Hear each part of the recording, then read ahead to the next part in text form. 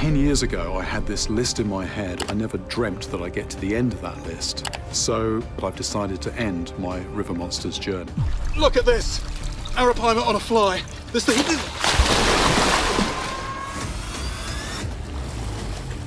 9 seasons of River Monsters took its host into waters where most people would not go at gunpoint. And the strangest thing he discovered was not a monster. He survived malaria, armed confrontations, interrogations, lightning strikes, and fish powerful enough to leave him seriously injured. So when Animal Planet announced the show was ending in 2017, many assumed there simply weren't any monsters left to find. But the real reason was far more unsettling. So, what exactly led to the show's cancellation? Join us as we uncover what he finally revealed about the end of River Monsters. The extreme angler even before cameras existed. The version of Jeremy Wade that the world knows, the quietly intense British man standing waist-deep in a river somewhere terrifying, speaking in a measured voice about whatever enormous thing is apparently circling him underwater, did not arrive fully formed from a television production meeting. He had been doing this for decades before anyone pointed a camera at him. Jeremy studied zoology at Bristol University before going on to teach biology at public school in England, a career that must have felt, to a man with his kind of obsession, like being handed a library card when what you needed was a boat.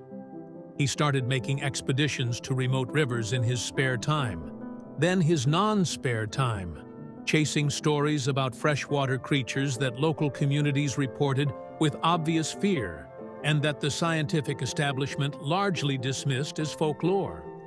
He funded those early trips himself.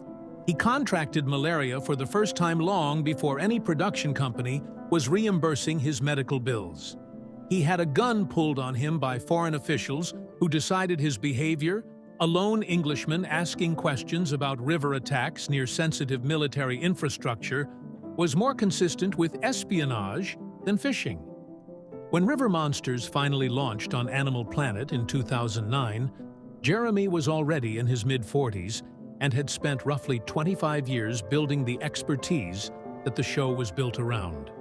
The show provided an audience for a mission that was already well underway, and that had already nearly killed him in multiple ways before the cameras ever showed up. The format that resulted was deceptively simple: a mysterious attack or drowning somewhere in the world, attributed by locals to some aquatic creature that may or may not be real. Jeremy travels to investigate, gathering testimony from people who have seen or been attacked by whatever it is, and then going into the water to try to catch it. Wade either catches it or not, and explains either outcome in scientific terms that stripped the legend of its mythology, while somehow making the reality more alarming than the legend had been. 9 seasons across 8 years took him to Germany, Brazil, New Zealand, Japan, Russia, the Congo, the Amazon basin, the Himalayas, India, Australia, and dozens of other locations where he found creatures that matched or exceeded the terrifying descriptions he had been given by communities that had been living alongside them for generations. Piranhas, goonch catfish the size of a man, electric eels that could stop a human heart, giant freshwater stingrays, Goliath tigerfish, arapaima, bull sharks that are found hundreds of miles inland, snakehead fish, and even a Greenland shark. With each season, the show kept finding things that confirmed its central premise, that the most frightening creatures on Earth were not the ones in the ocean, but the ones hiding in the rivers that run through places where people live and work and wash and swim. And then, in the later seasons, something started to change in what Jeremy Wade was finding, and what he was not finding. The real cost of doing this for 9 years. Before getting to what the show revealed in its final seasons, it is worth sitting with what 9 years of this job actually cost Jeremy Wade physically, because the list is significant enough that most people who watch nature television from their sofas would have stopped after year 1.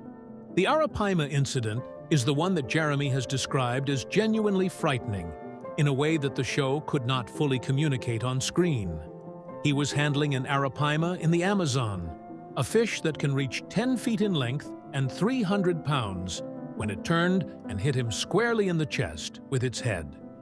Jeremy recalled that he was very worried at the time that it might have damaged his heart, and he could still feel the impact after 6 weeks. An 80-pound fish hit him hard enough that he spent 6 weeks unsure whether he had sustained permanent cardiac damage. He continued filming regardless.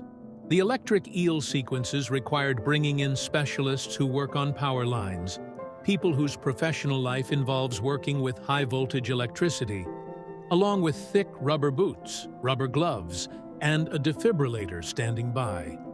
Jeremy had heard the local story of someone getting attacked by an electric eel that wrapped around the victim's chest, delivering shock after shock directly to the heart until death. He waded in anyway, because that was the job. In a Reddit AMA, Jeremy explained that because episodes were often filmed in places with no emergency services, both he and the crew were trained for hazardous situations, trained to deal with injuries using basic trauma packs, including dressings, nasopharyngeal tubes for airways, and EpiPens, communicating with the outside world only through a satellite phone when reception was available. And then there was the lightning.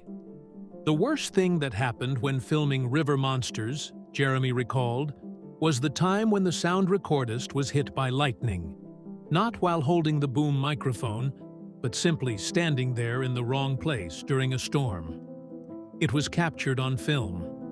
Luckily, he survived, and they continued filming. The most surprising answer Jeremy ever gave when asked about the dangers of the job was when he said that the thing he worried about most was not the fish or the electricity or the lightning. It was road traffic, specifically Indian mountain roads with no tread on the tires, driven by drivers whose worldview apparently placed responsibility for their fate with karma rather than vehicle maintenance. That answer reveals something about the man. That 9 seasons of catching things that could kill him had recalibrated his fear response to the point where an electric eel was routine and an Indian mountain road was genuinely alarming. Through all of it, he also contracted malaria on multiple occasions across his career, the kind of chronic health cost that accumulates in a body that has spent decades in the specific environments where malaria thrives. The show never dwelled on any of this. Jeremy is not a person who performs suffering, and the production did not want viewers thinking about their host's long-term health. But the physical cost of what he was doing was real, and it forms part of the context for why, when the larger reason for stopping arrived, stopping became something he was ready to do. What was the larger reason, and what did he start finding in those final seasons that convinced him the show's original mission had changed into something nobody had planned for? The monsters started disappearing before the show did. This is the part of the River Monsters story where the internet's celebration of Jeremy Wade running out of monsters accidentally gets almost right, while completely missing the actual point. The monsters were indeed running out, but not because Jeremy had caught them all. They were running out because the rivers were dying.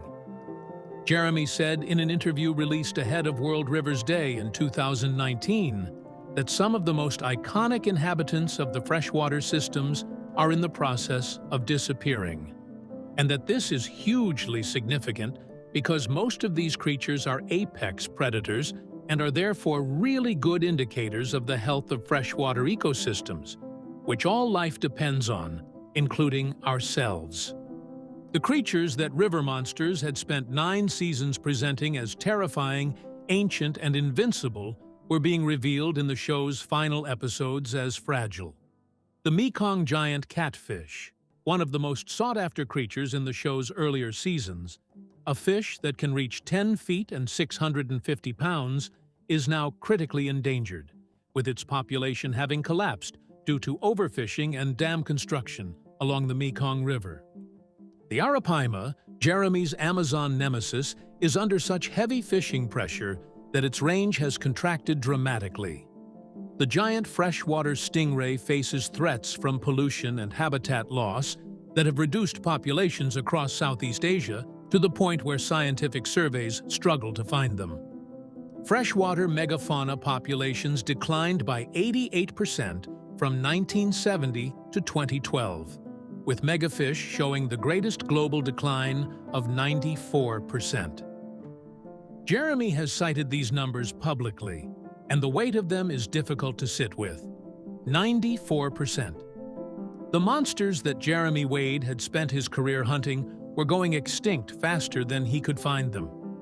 In a press release for the final season, Jeremy said simply that some shows can run forever, but our subject matter is finite, and those words carry more meaning than they initially appear to contain. He was not saying that he had explored every river. He was saying that the creatures the show had been built around were running out of time in those rivers, that each season it was becoming harder to find what he was looking for. Not because he had already found it, but because it was ceasing to exist. The show could not be remade fresh each season if what it was documenting was no longer there in the numbers that made the documentation possible. What this meant for Jeremy personally was a reckoning that went considerably deeper than deciding to retire from a television format.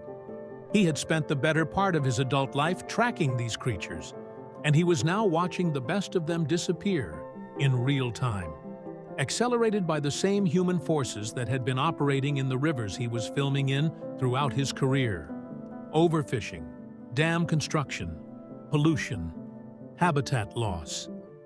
The show that had celebrated these creatures was ending, partly because the celebration had become something closer to an elegy, and the decision to stop was not only about the fish. Running out of stories to tell.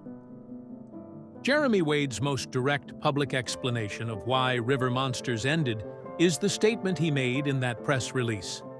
Subject matter is finite, but his fuller explanation, offered in various interviews during and after the show's final season, adds layers that the press release did not capture. He said that by 2017, most of the big mysteries had been solved. The legends that local communities had been carrying for generations, the stories of enormous creatures responsible for mysterious deaths and disappearances in rivers around the world, had been investigated, explained, and in many cases confirmed. What had been dismissed as folklore turned out to be real. Bull sharks genuinely do swim hundreds of miles inland up freshwater rivers, and they are responsible for attacks that communities had been reporting for years without being believed. The goonch catfish of the Himalayan rivers is real, enormous, and entirely capable of the behavior attributed to it in the stories Jeremy had followed into those waters. The electric eel's capacity to kill a human being is not a legend, but a documented biological fact. By the end of 9 seasons, the myths had been explored, the monsters revealed, and the mysteries largely solved.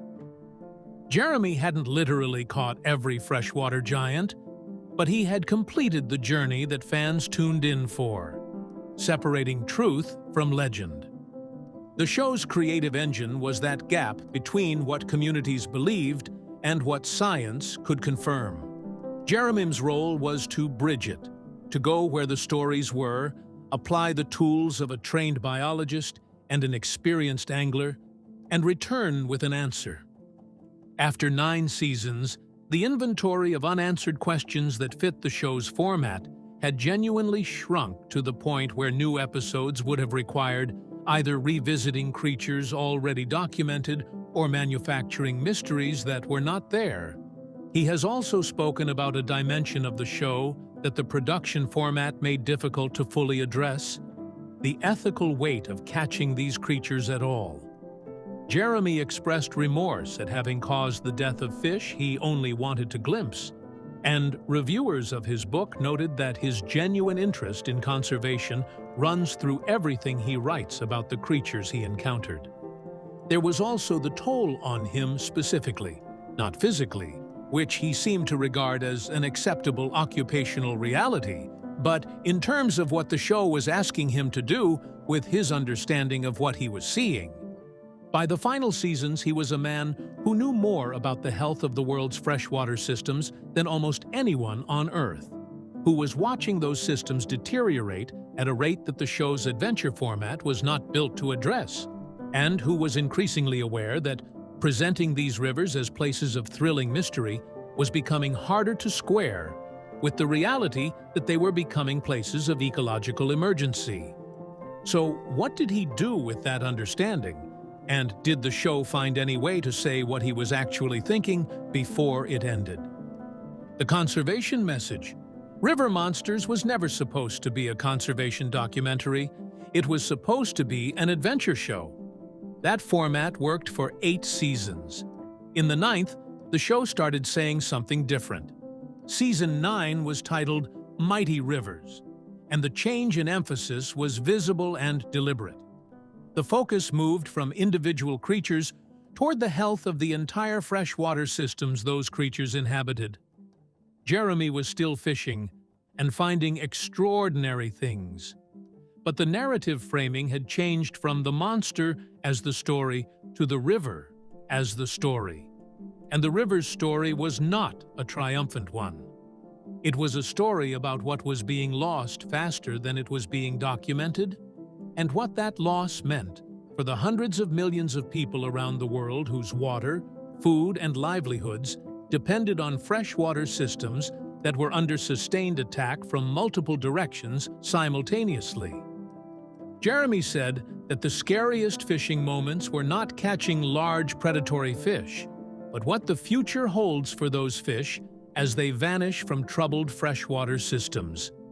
He eventually partnered with WWF to raise awareness about freshwater ecosystem collapse, and the statistics he was working with when he spoke publicly about these issues were clear. Freshwater megafish had declined globally by 94% in the period between 1970 and 2012. He was using his platform to direct attention toward a crisis that the entertainment format of the show had spent years obscuring behind the more immediately gripping narrative of man versus enormous fish. The problem was that the conservation message and the adventure format were fundamentally in tension with each other. The show worked because it presented rivers as mysterious and thrilling. The truth Wade was arriving at was that the most significant thing about those rivers was not their mystery, but their fragility. And fragility is not a format that adventure television handles particularly well. Season 9 attempted it. The reviews and audience reception suggested that fans appreciated the change, but also that the shift changed something fundamental about the show's identity. And Jeremy, who had never been primarily a television personality, but a biologist and angler who happened to be on television, was clear in his own mind about which story he was more interested in telling. The monster hunt had reached its natural end. The story about what was happening to the rivers was just beginning, and it was one he intended to keep telling. What Jeremy Wade did after the show. After River Monsters ended in 2017, Jeremy Wade did not disappear into quiet retirement. He kept going into rivers and making arguments in public about what was happening to the freshwater world that the show had made millions of people care about for the first time. And he used the audience that the monster format had built as the delivery mechanism for a message that the monster format had never quite been able to carry. His follow-up series, Dark Waters, premiered on Animal Planet in 2020, expanding the format beyond rivers to include lakes and ocean locations, and continuing to combine the creature investigation structure with the conservation subtext that had become increasingly explicit in River Monsters' final season. The same qualities that had made River Monsters work: Jeremy's expertise, his unhurried investigative approach, his willingness to go into water that most people would consider inadvisable, carried into the new format, and the audience that had followed him through 9 seasons of freshwater monster hunting was ready to follow him into broader territory. He has also written about the experience in terms that are considerably more personal than what the show ever revealed. The book River Monsters: True Stories of the Ones That Didn't Get Away offered readers the context and emotional depth that a 1-hour episode format cannot sustain. The decision to end River Monsters when he did, rather than continuing until the format exhausted itself commercially, reflects something about Jeremy's relationship to the work that the television industry does not usually incentivize. A show pulling River Monsters-level viewership does not typically end because its host decides the story has been adequately told. It ends when the ratings drop, or the network decides to cut costs, or the host's contract expires. Jeremy ended it while it was still working, because the gap between legend and reality in the world's freshwater systems had closed in a way that left a different and less celebratory story in its place. Now that you know the real reason River Monsters ended, does the show's final season hit differently for you? And do you think Dark Waters and the conservation work Wade has done since 2017 deserve the same audience that River Monsters built? Share your thoughts in the comments below. Remember to like, share, and subscribe for more. Also, click the next video showing on your screen. You will enjoy it.